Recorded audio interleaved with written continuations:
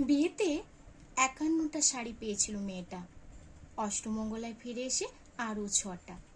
এত শাড়ি সে একসঙ্গে জীবনে দেখেনি। আলমারির প্রথম থাকে সে রাখলো সব নীল শাড়িদের।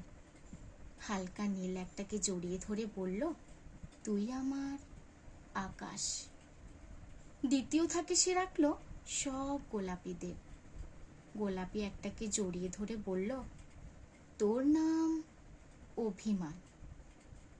তৃতীয় থাকে ৩টি ময়ূর, যেন ৩ দিক থেকে ছুটে আসা সুখ। তেজপাতার রং যে শাড়িটা, তার নাম দিল বিষাদ। সারা বছর ধরে মেয়েটি শুধু শাড়ি উপহার পেল। এত শাড়ি সে কি করে এক জীবনে পরবে? কিন্তু বছর যেতে না যেতেই ঘটে গেল সেই ঘটনাটা।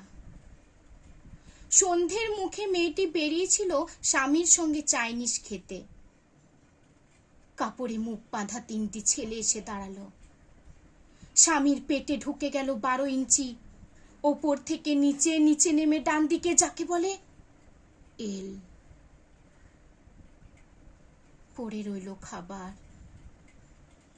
চিলি ফিশ থেকে তখনও ধোঁয়া উঠছে। এর নাম রাজনীতি, বলেছিল পাড়ার লোকেরা। বিয়েতে ৫১টা শাড়ি পেয়েছিল মেয়েটা।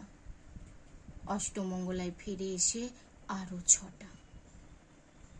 একদিন দুপুরে শাশুড়ি যখন ঘুমিয়ে, সমস্ত শাড়ি বের করে ৬তলার বারান্দা থেকে উড়িয়ে দিল নিচের পৃথিবীতে। শাশুড়ি পরিয়ে দিয়েছেন তাকে সাদা থান। ১৯ বছরের একটা মেয়ে, সে একা। কিন্তু ওই থানও এক ঝটকায় খুলে নিল ৩ জন। পাড়ার মোড়ে একটি সদ্য নগ্ন বিধবা মেয়ে দৌড়াচ্ছে আর চিৎকার করে বলছে, বাঁচাও বাঁচাও। পেছনে ৩ জনের সে কি উল্লাস! নির্বাক পাড়ার লোকেরা। বিয়েতে ৫১টা শাড়ি পেয়েছিল মেয়েটা। অষ্টমঙ্গলায় ফিরে এসে আরো ৬টা।